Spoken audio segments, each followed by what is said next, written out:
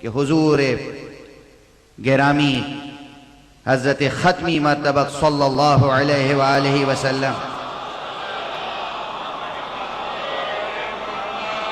کا ارشاد مبارک ہے، فرماتے ہیں کہ ماں باپ، اللہ اس باپ پر رحم کرے، اللہ اس فرد پر رحم کرے، رحمت خاص نازل فرمائے جو اپنی اولاد کو خود اپنے ساتھ نیکی کرنے میں تعاون دے۔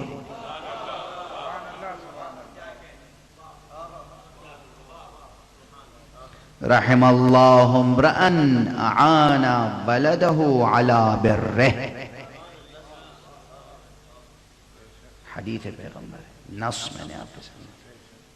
اس میں ایک پیغام ہے نا کہ بزرگوں کو، ماں باپ کو بھی بچوں سے ایسی روش و رفتار رکھنی چاہیے کہ وہ بچے ماں باپ کے ساتھ نیکی کا سلوک کرتے رہیں اور نیکی کا سلوک کرنے میں مسرت محسوس کریں، خوشی محسوس کریں۔ جب بیٹے گھر سے، ظاہری بھی باطنی بھی، جب بیٹے گھر سے نکلیں تو انہیں قریب بلائیے، شفقت سے دیکھیے، پیار کیجئے ان کی پیشانی پر، تو خود جب آپ پیشانی پہ پیار کریں گے تو ان کا سر جھکے گا، وہ آپ کے ہاتھ پہ پیار کریں گے۔ جب گھر سے بچے نکلتے ہیں تو ادب یہ ہے کہ ماں باپ کی دست بوسی کرو باقاعدہ، تو دور سے ہائے، ایسی ہائے پر وائے،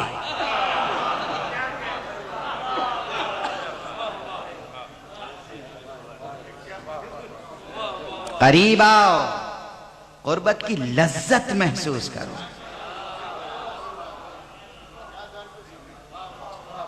ماں باپ کے قریب جب بچے آتے ہیں تو دونوں کو روحانی قربت کی لذت ملتی ہے۔ جنسی قربت کی لذت الگ ہے، روحانی قربت کی لذت الگ ہے۔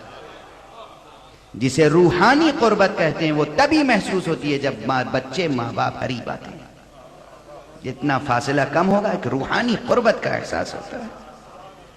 اس وقت باپ اور ماں کو چاہیے کہ بچوں کی پیشانی پر بوسہ دیں، چاہے کتنا ہی بڑا ہو چکا ہو، کتنا ہی بڑا ہو چکا ہے، بچہ بچہ رہے گا۔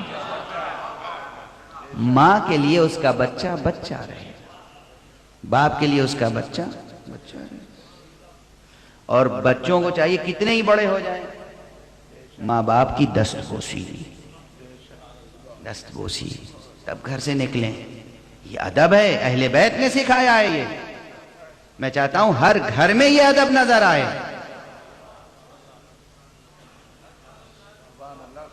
میں دست ادب جوڑ کے مثال کے طور پر عرض کر رہا ہوں، میں دہلی میں ایک ایسے محلے میں رہتا تھا جہاں سب نیچے سے اوپر تک پوری اپارٹمنٹ بلڈنگ میں غیر مذہب، غیر دین کے لوگ رہتے تھے۔ ہندو حضرات رہتے تھے، کچھ کرسچن تھے، کچھ۔ میرے بچے اسکول جاتے وقت میں خود نکل کے انہیں لفٹ تک پہنچاتا تھا تو وہ جاتے جاتے ہاتھ چومتے تھے، میں پیشانی چومتا تھا۔ جتنے دیکھتے تھے بڑی حسرت سے دیکھتے تھے۔ اور اس کے بعد دھیرے دھیرے ایک ایک شخص قریب آیا، اس نے کہا صاحب آپ کے بچوں کی تربیت بہت اچھی ہے، ہمارے بچوں میں یہ ادب نہیں ہے کہ وہ ہمارا ہاتھ چومیں۔ ہم نے کہا یہ تو ہمارے رسول محمد مصطفیٰ صلی اللہ علیہ وسلم،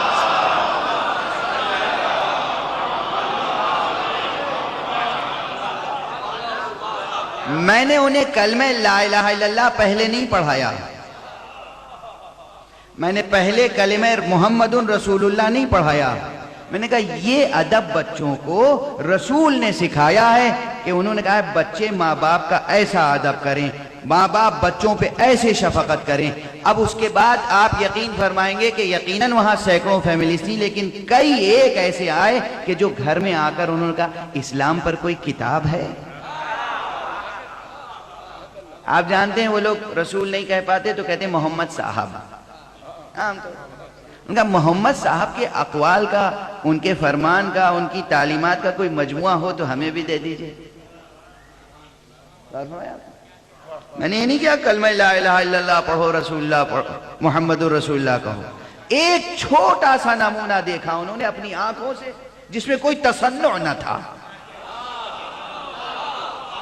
کوئی تکلف نہیں تھا، کوئی تصنع نہیں تھا، کوئی بناوٹ نہیں تھی. بچے شروع سے دیکھتے آئے تھے. میرے بچوں نے، میں نے کبھی اپنے بچوں سے نہیں کہا کہ میرا ہاتھ چومو. انہوں نے دیکھا یہ اپنی ماں کا ہاتھ چومتے ہیں. انہوں نے ہمیں دیکھا کہ یہ پاپا اپنے ماں باپ کا ہاتھ چومتے ہیں. انہوں نے ہمارا ہاتھ چومنا شروع کر دیا. غور فرمائیں، اگر میں اپنے ماں باپ کی دستبوسی کا عادی نہ ہوتا، پابند نہ ہوتا، تو میرے بچے میری دستبوسی نہیں کر سکتے تھے. توجہ ہے، توجہ ہے. ادب، بزرگوں کا ادب. وہ معاشرہ نہ بننے دیجئے کہ یہاں اولڈ ہوم بننے لگے. اس سے بڑی نحوست نہیں ہو سکتی، اس سے بڑا عذاب نہیں ہو سکتا انسانی معاشرے کا. آپ کتنے ہی مصروف کیوں نہ ہو، کتنی ہی اہم آپ کی امپورٹنٹ جاب کیوں نہ ہو، ماں ماں ہوتی ہے، باپ باپ ہوتا ہے. اور یہ یاد رکھیے کہ آج جس نے اپنے باپ کو گھر سے نکالا، وہ پتھر پر لکھ لے کہ کل اس کا بیٹا اسے اپنے گھر سے نکالے گا. ممکن نہیں ہے، ممکن نہیں ہے عزیزو، ممکن نہیں ہے. درس نہیں ہے یہ، صرف یہ حقیقت عرض کر رہا ہوں. اب میں واقعہ عرض کر دوں، واقعہ عرض کر دوں. رامپور کا نام آپ سب نے سنا ہوگا. کبھی ریاست ہوا کرتی تھی، نواب صاحب رامپور، نواب حامد علی خان صاحب اور نواب کلب علی خان. وہ نوابین کا خاندان جن کے استاد غالب تھے شاعری میں. وہ نوابین کا خاندان کے جنہوں نے بڑے بڑے علماء کو اپنے ہاں رکھ کر تفسیر قرآن لکھنے کے لیے ادارہ قائم کیا. خطیب اعظم مرحوم و مغفور قائد ملت جعفریہ جناب سید محمد صاحب دہلوی رامپور میں برس رہے اور وہاں انہوں نے تفسیر قرآن اور مقدمہ تفسیر قرآن تصنیف فرمائی. خدا ان کی روح کو بلندیاں عطا فرمائے. اور بہت سے علماء، بہت سے. رامپور میں ایک بزرگ اسلامی دانشور تشریف فرمائیں ابھی بھی، جناب مولانا عبدالسلام صاحب. فلسفے اور تصوف وغیرہ وغیرہ پر کام کرتے ہیں. 2-4 کتابیں چھپی ہیں ان کی. مولانا روم پر بھی کام کیا ہے انہوں نے. چونکہ وہ بزرگ دانشور ہیں، اس لیے ایک مرتبہ یہ ہوا کہ جب میں رامپور گیا تو میں نے خود خواہش کی کہ مولانا عبدالسلام صاحب سے میں ملنا چاہتا ہوں. اختلاف مسلک کے باوجود، چونکہ وہ دانشور ہیں، چونکہ انہوں نے کتابیں لکھی ہیں، چونکہ انہوں نے خدمت کی، اس لیے میں گیا. توجہ ہے آپ کی؟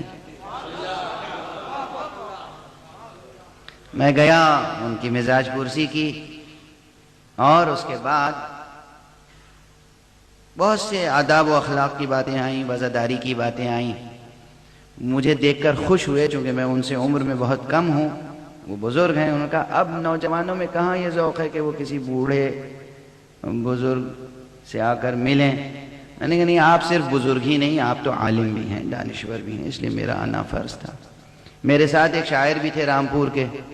انہوں نے کہا کہ صاحب اب تو آپ جیسی شخصیتوں کے لیے آنکھیں ترستی ہیں، اور اسی لیے میں نے ایک شعر کہا ہے. اظہر عنایتی صاحب اچھے شاعر ہیں، ان کا یہ شعر بہت مشہور ہو چکا ہے کہ راستوں کیا ہوئے وہ لوگ جو آتے جاتے، راستوں کیا ہوئے وہ لوگ جو آتے جاتے، میرے آداب پر کہتے تھے کہ جیتے رہیے.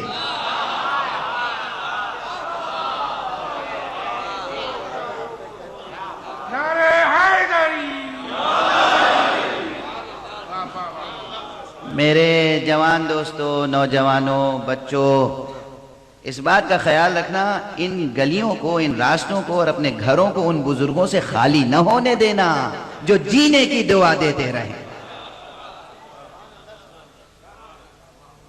ورنہ ترس جاؤ گے اس آواز کو کہ جیتے رہیے. بیٹا جیتے رہو، بیٹا جیتے رہیے. جینے کی دعا دینے والے شجر سایہ دار گھر میں ہونے چاہیے.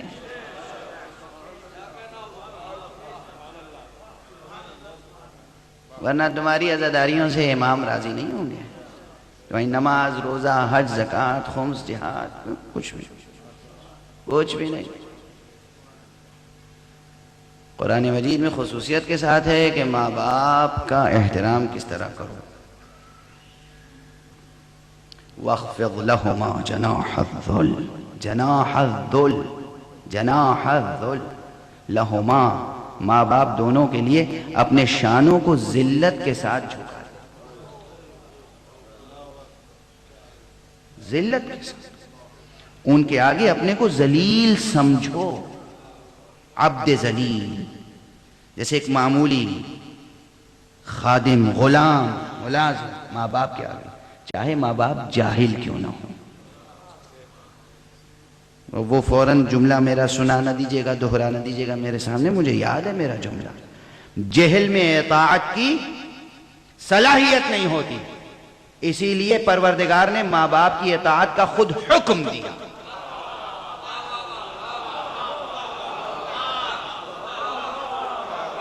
ممکن ہے کہ بیٹا پڑھ لکھ کے علامہ ہو جائے، ممکن ہے مجتہد ہو جائے، آیت اللہ ہو جائے، انجینئر ہو جائے، سائنٹسٹ ہو جائے، ڈاکٹر ہو جائے، جج ہو جائے، جسٹس ہو جائے، کچھ ہو جائے. اس کا غریب جاہل باپ اگر سامنے آئے تو وہ سوچے گا کہ اب اتنے بڑے مجمع کے سامنے میں ان کا احترام کروں، لوگ کیا سمجھیں گے.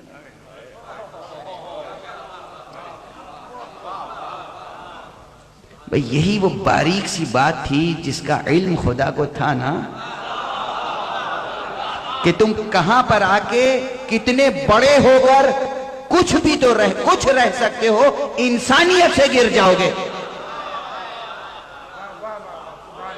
اس وقت تمہیں صرف یہ رہے گا میں چیف جسٹس ہوں، یا میں مجتہد ہوں، یا میں آیت اللہ ہوں، یا میں علامہ دہر ہوں. یہ بھول جاؤ گے کہ انسان بھی ہو اور اسی انسان کے بچے ہو.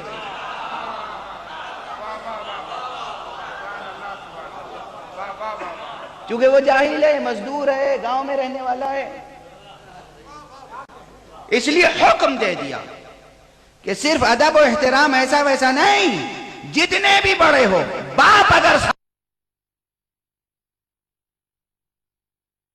جھکا لو جیسے ایک ذلیل بندہ ہوتا. قرآن ہے یہ، قرآن، یہ بھی حدیث نہیں ہے. وَاخْفِضْ لَهُمَا جَنَاحَ الذُّلِّ. اب میں وہ بات ادھوری نہ رہ جائے کہ جناب مولانا عبدالسلام صاحب نے کہا کیا. جب یہ سب باتیں ہونے لگیں تو مولانا عبدالسلام صاحب نے اظہر عنایتی صاحب سے کہا کہ اللہ آپ کو جیتا رکھے، سلامت رکھے. بھائی بہت اچھا شعر کہا، میں نے تو اپنی آنکھوں سے اسی رامپور میں ایک واقعہ دیکھا ہے. عبدالسلام صاحب نے واقعہ نقل کیا، کہا کہ وہ واقعہ یہ ہے کہ میں ایک گلی سے گزر رہا تھا، اور سڑک کا نام لیا انہوں نے، اور کہا میں نے دیکھا کہ ایک باپ جس فیملی سے واقف تھے، ایک باپ ہے، اس کا جوان بیٹا اسے دھکا دیتا ہوا اور برا بھلا کہتا ہوا گھر سے نکال رہا ہے. باپ کا ایک پاؤں ڈہوڑی کے باہر ہے اور ایک پاؤں ڈہوڑی کے اندر ہے. عبرت یہاں نہیں ہے، باپ نے پلٹ کے بیٹے سے کہا، اور مولانا عبدالسلام نے سنا، بیٹے بس کرو بس، میں نے بھی اپنے باپ کو یہیں تک پہنچایا تھا.